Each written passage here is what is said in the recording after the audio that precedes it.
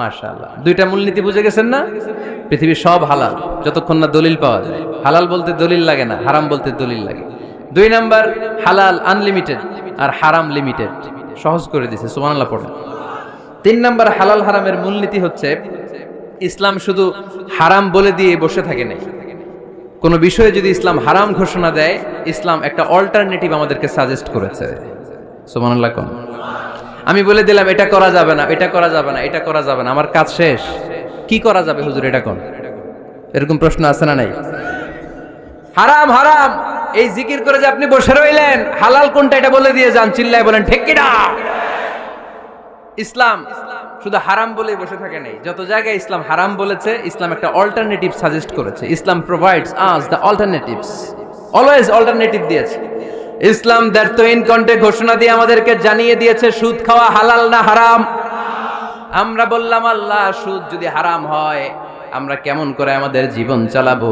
আল্লাহ বললেন ওয়া আহাল্লাল্লাহুল বাইআ ওয়া হারামার রিবা।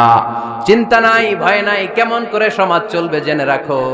আমি আল্লাহ যখনই সুদকে হারাম করেছি তার বিপরীতে ব্যবসাকে আমি আল্লাহ তোমাদের জন্য হালাল করে দিয়েছি।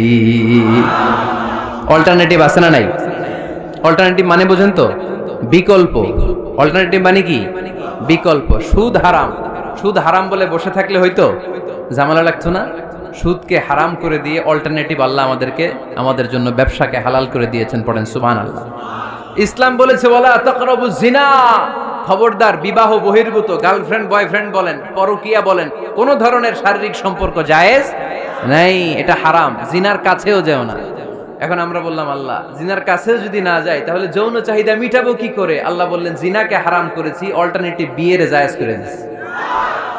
আন-নিকাহ মিন সুন্নতি ফামান রাগিবা আন সুন্নতি ফালাইসা মিন্নি। বিয়ে আমার সুন্নাহ, যে আমার সুন্নাতরে ভালোবাসে না সে আমার উম্মত হতে পারে না। এজন্য যুবক ভাইরা বিয়ে করবা। কি করবা?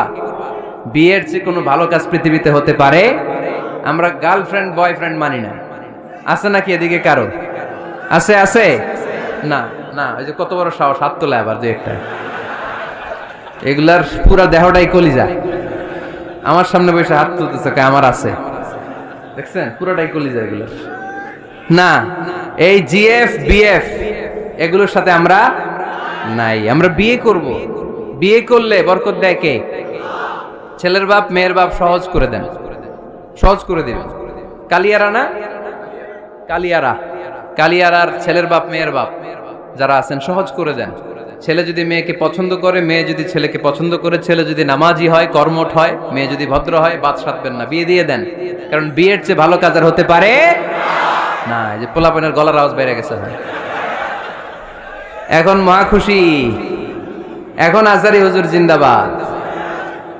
এখন আর আমার বিরোধী কেউ নাই এই জায়গায়, সবাইরে হাত করে ফেলছি আমি, আগেও নাই। মাশাআল্লাহ। তো এই জন্য বিয়েটাকে সহজ করেন। খেয়াল করবেন, যেই সমাজে বিয়ে করা কঠিন ওই সমাজে জিনা করা সহজ। যেই সমাজে জিনা করা কঠিন ওই সমাজে বিয়ে করা সহজ। ঠিক কি না? পুরো উল্টো। বাংলাদেশে কোনটা করা কঠিন? হ্যাঁ, বিয়ে করা কঠিন। বিয়েতে ফ্ল্যাট লাগবে, ছেলের গাড়ি লাগবে, নিজের পায়ে দাঁড়ানো লাগবে, 10 লাখ টাকা মোহরানা লাগবে। জিনার জন্য কি লাগবে? কিচ্ছু লাগবে না, টোনাটুনি রাজি, তুমি আমি রাজি। অবৈধ সম্পর্ক হতে আর কিছু লাগে না, চিল্লায় বলেন ঠিক কিনা? কিন্তু বিয়েতে অনেক কিছু লাগবে, এইটা ওইটা। ছেলেরা কই তুই নিজের পায়ে দাঁড়া, তুমিও নিজের পায়ে দাঁড়ায় দেখাবে, এই যে নিজের পায়ে দাঁড়াইছে। তো এতদিন সে কার পায়ে দাঁড়াইছে? নিজের পায়েই তো দাঁড়াইছে। সহজ করবেন, বিয়েরে কঠিন করেন না। এই যে আমার নানা ভাই আছে, নানা ভাইয়ের এখানে যাবেন, নানা ভাইয়ের মসজিদ দেখলাম, কাবা ঘরের যে ডিজাইন, আর্কিটেকচারাল ডিজাইন, ওই সিস্টেমে মসজিদ। আজকে জোহরের সালাত পড়লাম, ওই মসজিদে নানা ভাই বিয়ে পড়াই দিবে। সবাই চলে যাবে নানা ভাইয়ের কাছে। রাজি আছো সবাই? ওই যে খুশি, সব খুশি। দেখছেন বিয়েটা যে ভালো জিনিস তার প্রমাণ। বিয়ের কথা কইলেই পোলাপান খালি হাসে। এটা জান্নাতি সম্পর্ক। তো এই কারণেই সাইয়েদনা আদম আলাইহিস সালাম আর হাওয়া আলাইহাস সালাম দুইজনকে বিয়ে পড়াই দিছিল কে? এই দুইজন এমন দুইজন মানব আর মানবী, ওনাদের কোনো শৈশব ছিল না। ওনাদের কোনো কৈশোর ছিল না, যৌবন দিয়েই শুরু। এজন্য আগে আল্লাহ বিয়ে পড়াই দিচ্ছে। কথা কয় না? ওই মেয়ে, আপনার শৈশব আছে না নাই? কৈশোর, আদম আলাইহিস সালামের শৈশব কৈশোর, হাওয়া আলাইহিস সালামের শৈশব কৈশোর। জীবন শুরু করছে কি দিয়া? যৌবন দিয়ে। বিয়ের দরকার আছে না নাই? এজন্য আল্লাহ জান্নাতেই বিয়ে পড়ায় দিলেন। বিয়ের সম্পর্কটা জান্নাতি সম্পর্ক, বিয়ের ভালোবাসাটা জান্নাতি ভালোবাসা। এর চাইতে পবিত্র ভালোবাসা দুনিয়ায় হতে পারে? তাহলে ইসলাম কোন জিনিসকে হারাম ঘোষণা দিয়ে মুখে কুলু পেটে বসে থাকে নাই, অল্টারনেটিভ সাজেস্ট করেছে। সুদ খাওয়া হারাম, অল্টারনেটিভ ইসলাম আমাদেরকে বলে দিল ব্যবসা হালাল। জিনা করা হারাম, পরকিয়া হারাম, গার্লফ্রেন্ড বয়ফ্রেন্ডের এই কালচার হারাম, তার বিপরীতে বিয়ে করা হালাল। সুবহানাল্লাহ পড়েন। এরপর ইসলাম বলে মদ খাওয়া হারাম। ইন্নামাল খামরু ওয়াল মাইসির ওয়াল আনসাব ওয়াল আজলামু রিজসুম মিন আমালিশ শাইতানি ফাজতানিবু। খবরদার, মদ, জুয়া, লটারি এগুলো হারাম করে দিয়েছে কে? আল্লাহ বললেন মদ খেও না, মদ তোমাদের জন্য হারাম ঘোষণা করা হলো। আমরা বললাম আল্লাহ, শীত প্রধান দেশে মদ খেলে শরীরটা গরম থাকে, মদ না খেলে তো বেঁচে থাকার উপায় না। স্ক্যান্ডিনেভিয়ান কান্ট্রিগুলোতে, সাইবেরিয়াতে মদ না খেলে ওদের বাঁচার উপায় নাই। এখন অল্টারনেটিভের দরকার আছে না নাই? আল্লাহ বললেন মদকে হারাম করেছি, কিন্তু মধু খাওয়াকে হালাল করে দিয়েছি। মধু খান আপনারা? আজকে খাইছেন কে কে দেখি? আজকে অনেকে খাইছেন? মাশাআল্লাহ, হাত নামান। মধু 5-6 চামচ খেয়ে দেখেন একসাথে। মদের বাবা এটা, চিল্লায় বলেন ঠিক কিনা? শরীর গরম হবে, অনেক অনেক শক্তি হবে। মধুর মধ্যে আছে ফ্রুকটোজ। কি আছে? ফলের মধ্যে আছে সুক্রোজ, আর চিনিতে আছে গ্লুকোজ। ফ্রুকটোজ আর সুক্রোজ এটা স্বাস্থ্যসম্মত, এটা ভেরি হেলদি ডায়েট। এটা খাবেন, তাহলে সুস্থ রাখবে কে? তাহলে সুক্রোজ খাবো, ফ্রুকটোজ খাবো, আর গ্লুকোজ কমাই দিব। রাজি আছেন তো? এরপর ইসলাম আমাদেরকে বলল ঢোল বাদ্য বাজানো এটা হারাম, অশ্লীল গান বাজনা হারাম, নাচানাচি হারাম। আমরা বললাম আল্লাহ, বিনোদনের একটা মাধ্যম তো আমাদের লাগবে। ইসলাম বলল ইসলামী নাশিদ যদি তুমি গাও সেটা হালাল। ঢোল হারাম, কিন্তু তার বিপরীতে দফকে হালাল করেছে কে? ঢোলের দুই দিকে আটকানো, এটা বাজালে নেফাকি তৈরি হয়, ধামধাম আওয়াজ তৈরি হয়, এমন বিট তৈরি হয়, ডান্স দিতে মনে চায়। আছে না নাই? প্রায় মাঝে মাঝে দেখি ওই গায়ে হলুদের অনুষ্ঠানে ইত্যাদি ইত্যাদি অমুক অনুষ্ঠানে বাসার ছাদের উপরে এমন বিটে হেভি মিউজিক্যাল ইনস্ট্রুমেন্ট দিয়ে এমন গান ছাড়ে, পুরো এলাকাটা কাঁপে ওনাদের সাথে। দুম্মা চলে, দুম্মা চলে, খালি কি চলে? দুম্মা চলে। খেয়াল করছেন? আপনার কাছে যদি বাজায় এই টেবিলটা কাঁপবে, সাথে সাথে আপনার শরীরও কাঁপবে, আপনাকে ক্রেজি বানাবে। ইসলাম বলেছে না, যেটা তোমাকে ক্রেজি বানায়, যেটা তোমাকে অস্থির বানায়, যেটা তোমাকে অশ্লীল বানায়, ওটাকে হারাম করেছে কে? কিন্তু তার বিপরীতে সুস্থ বিনোদন আমাদের জন্য হালাল করে দিয়েছে কে? ঢোল বাজানো হারাম, কিন্তু ঢোলের বিপরীতে ইসলাম আমাদের জন্য দফ বাজানো জায়েজ করে দিলেন। আল্লাহর হাবিব সাল্লাল্লাহু আলাইহি ওয়াসাল্লাম যখন মক্কা থেকে হিজরত করে মদিনাতে গেলেন, মদিনার সানিয়াতুল ওয়াদা নামক জায়গায় মদিনার আবাল বৃদ্ধ বনিতা, সাহাবারা, নারীরা, পুরুষেরা, ছোট্ট সোনামণিরা দফ হাতে নিয়ে বিশ্বনবীকে ওয়েলকাম জানাতে শুরু করলো। তলাআল বাদরু আলাইনা মিন সানিয়াতিল ওয়াদা ওয়াজাবা শুকরু আলাইনা মাদা লিল্লাহি দা আইয়ুহাল মাবউসু ফিনা جئت من أمر المطاع جئت شرفت المدينة مرحبا يا خير دا সবাই পড়েন طلع البدر علينا من ثنيات الوداع وجب الشكر علينا مدعا لله دا সুবহানাল্লাহ পড়েন। এই যে আমরা নাশিদটা গাইলাম, এটা হালাল না হারাম? সাথে যদি দফও থাকতো, আমরা যদি দফও বাজাইতাম, এটা হালাল না হারাম? এটা হালাল। দেখেন কি সুন্দর চেক এন্ড ব্যালেন্স, ইসলাম চেক এন্ড ব্যালেন্স করেছে। কতটা ভারসাম্যপূর্ণ জীবন ব্যবস্থা আমরা পেয়েছি, কত চমৎকার আমাদের শরিয়া। এটারে আমরা কঠিন বানাই। ঢোল বাজানো হারাম, কিন্তু তার বিপরীতে দফ বাজানোকে হালাল করে দিয়েছে কে? আবার আল্লাহর হাবিব সাল্লাল্লাহু আলাইহি ওয়াসাল্লাম বলতেন আ'লিনু আন নিকাহ বিদ দুফুফ, এলাকায় যখন তোমাদের কারো বিয়ে হয় দফ দিয়ে ব্যান্ড পার্টি করে জানিয়ে দাও।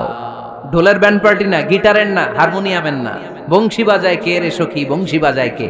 ওই বংশী দিয়া না, ওই বংশী হারাম, বাঁশি বাজানো হারাম, কিন্তু দফ বাজানোকে হালাল করে দিয়েছে কে? বিয়ের ঘোষণায় দফ বাজিয়ে ব্যান্ড পার্টি করতে বলেছে বিষ্ণু ঈসা ইসলাম।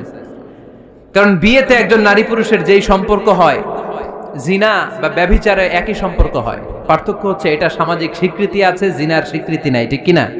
এই জন্য বিয়ে গোপন করে করা যায় না, এটা অ্যানাউন্স করে করতে হয়।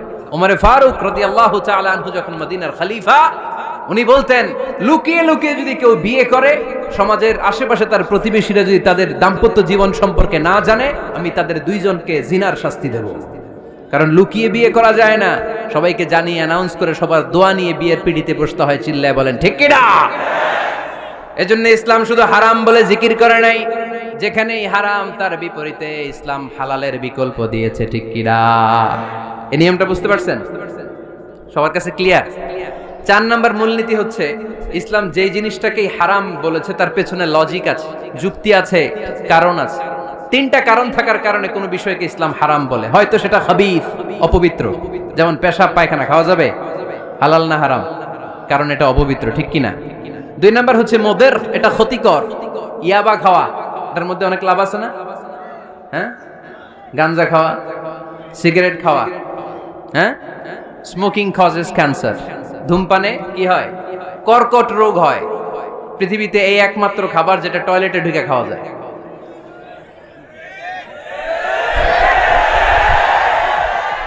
সিগারেট ছাড়া, এটা ছাড়া, এটা কোন খাবার টয়লেটে বসে খাওয়া যায়? সিগারেটই পৃথিবীর একমাত্র খাবার যেই খাবারের প্যাকেটের উপর এই খাবারের বদনাম লেখা থাকে। কালিয়ারার বাজারে এক ধরনের বিস্কুট আসছে মনে করলেন, দেখলেন যে বিস্কুটের গায়ের মধ্যে লেখা এই বিস্কুট যেই খাবে তারই ডায়রিয়া হবে। খাবেন? দোকানওয়ালারা কি কইবেন? তোরটা তুই খা, তোর ডায়রিয়া হোক, তোর 14 গোষ্ঠীর হোক, আমরা খাবো না টাকা দিয়ে, ঠিক কিনা? কিন্তু কি আজীব তামাশা, এই সিগারেটের উপরে লেখা এটার বদনাম, যে এটা খেলে কি হয়? ক্যান্সার। এরপরও আমরা খাই। তারপর এটা হয় টোবাকো প্ল্যান্টস থেকে, তামাক পাতা থেকে। কালিয়ারায় তামাকের চাষ হয় নাকি? তামাক পাতা কেউ দেখছেন? এটার আবার বেড়াটারা লাগে না, কারণ ছাগলও মুখ দেয় না। কথা কি বুঝতেছেন? তো যে এটা ছাগলও মুখ লাগাইলো না, আশরাফুল মাখলুকাত হয়ে, আল্লাহর শ্রেষ্ঠ জীব হয়ে আপনি এটা মুখে লাগাইতে পারেন? গোটা বিশ্বে এই ধূমপানের কারণে লক্ষ লক্ষ মানুষ অকাল মৃত্যুতে ঝরে পড়ছে। এটা হালাল না হারাম? কারণ এটা মোদের, এটা ক্ষতিকর। ইসলাম আমাদেরকে মূলনীতি শিখিয়েছে, লা দারারা ওয়ালা দারার।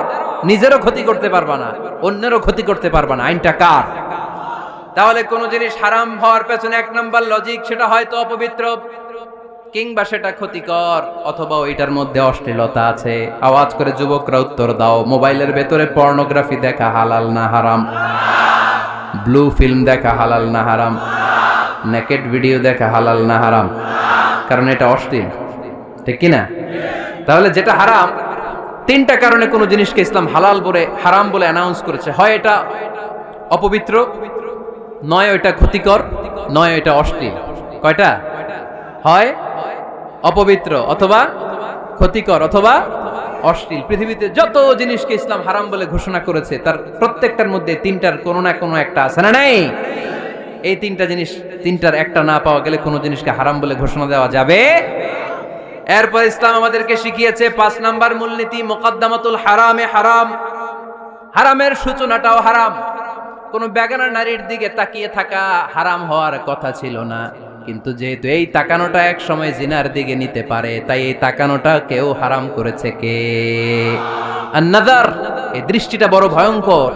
আল্লাহর হাবিব সাল্লাল্লাহু আলাইহি ওয়াসাল্লাম বলেছেন, আন-নাযার সাহামুন মাসমুমুন মিন সিহামি ইবলিস। এই দৃষ্টি, লাগামহীন দৃষ্টি, শয়তানের বিষ মাখানো তীরবানের মধ্যে থেকে একটা ভয়ঙ্কর তীর। এই তীর দিয়ে শয়তান যুবকদেরকে কাবু করে ফেলে। ডাইরেক্টলি শারীরিক সম্পর্কের দিকে কেউ যায় না, প্রথমে বদনজর, প্রথমে কি কথা কয় না, গলার সাউন্ড এখন কমে আসছে, এখন বিপরীতে ঘা পড়তেছে, তো এখন আর সাউন্ড নাই। প্রথমে শুরু হয় কি দিয়ে? বদনজর, লাগামহীন নজর। তারপরে মুচকি হাসির বিতরণ, চোখে চোখে কথা হয়, আচ্ছা না নাই? হাসি বিতরণ হয়, মোবাইল নাম্বার আদান প্রদান হয়, ফেসবুকের আইডি শেয়ার হয়, তারপরে রাত জেগে কম্বলের নিচে চ্যাটিং ফ্যাটিং আছে না নাই? তারপরে চলে আসে 14ই ফেব্রুয়ারি, বিশ্ব বেহায়া দিবস, ঠিক কিনা? দেখছেন ধাপগুলো, দেখছেন স্টেপ বাই স্টেপ হারামের দিকে যায়, এরপর অবৈধ দৈহিক সম্পর্কের দিকে যায়। আল্লাহ এই গজব থেকে তুমি আমার ছেলেদেরকে বাঁচাও, আমার দেশের মেয়েদেরকে বাঁচাও, চিল্লায় পড়ে না আমিন। তাহলে শুরু হয়েছিল কি দিয়ে? কি নজর? কি নজর? বদ নজর। এটা দিয়ে শুরু, জিনা দিয়ে শেষ। এজন্য ইসলাম বলে মুকদ্দামাতুল হারামে হারাম, মা ইউআদ্দি ইলাল হারাম ফাহুয়া হারাম। যেটা হারামের দিকে তোমাকে ধীরে ধীরে গ্রাজুয়ালি পৌঁছে দিবে, ওটাকেও হারাম ঘোষণা করেছে কে? এজন্য বিষ্ণু ঈসা ইসলাম ওনার মেয়ের জামাতা সাইয়েদনা আলী রাদিয়াল্লাহু তাআলা আনহুকে বলেছেন, আলী খবরদার, লা তুতবি'ন নাযরাতান নাযরা, এক নজর যদি ভুল করে কোনো নারীর চেহারার দিকে তোমার পড়ে যায়, খবরদার দ্বিতীয় নজর দিও না।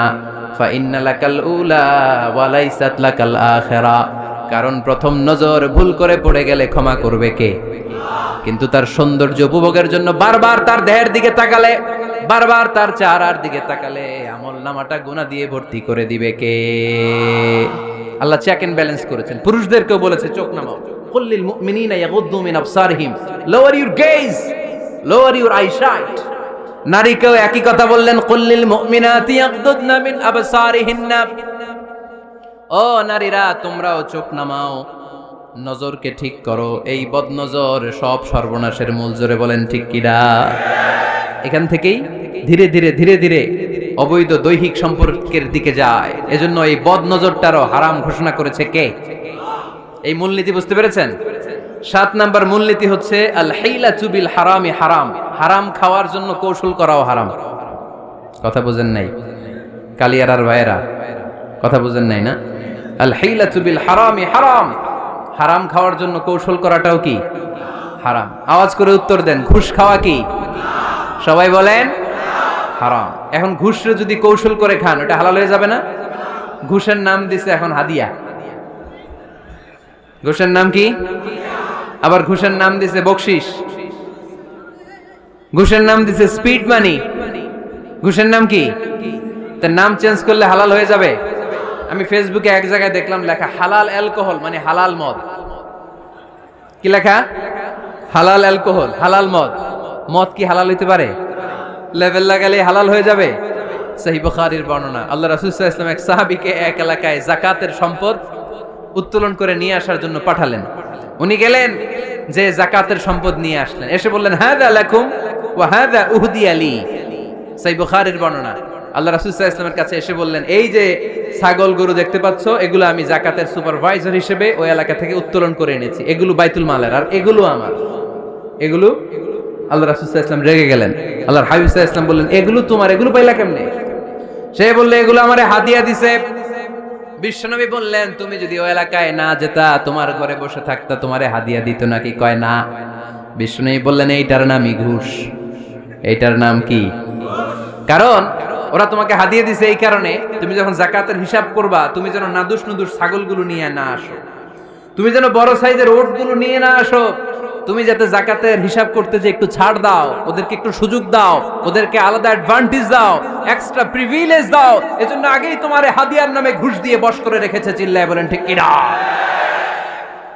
হাদিয়ারে, ঘুষকে হাদিয়ার লেভেল লাগালে, ঘুষকে বকশিসের লেভেল লাগালে এই ঘুষ কখনো জায়েজ হতে পারে না। এজন্য হারাম খাওয়ার জন্য কৌশল করাও কি হারাম।